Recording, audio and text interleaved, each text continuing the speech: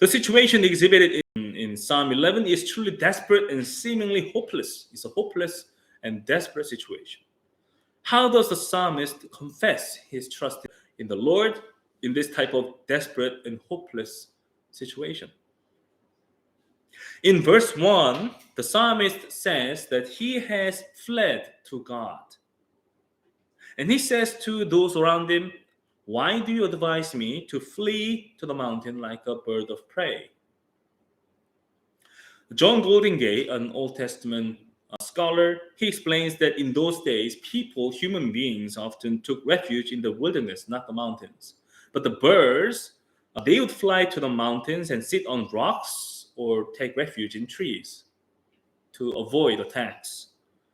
Well, we need to think about this. It seems like a lot of people around this psalmist observed his situation. And they looked at the situation and they said, "You should flee. You should escape the situation. You shouldn't be there." And they claimed that the psalmist should flee immediately.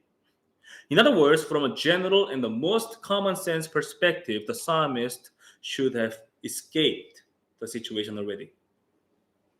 But the psalmist's response is a bit odd. He asks, "Why do you say such things to me?" It almost looks like he's puzzled and even frustrated by those comments made by the people around him.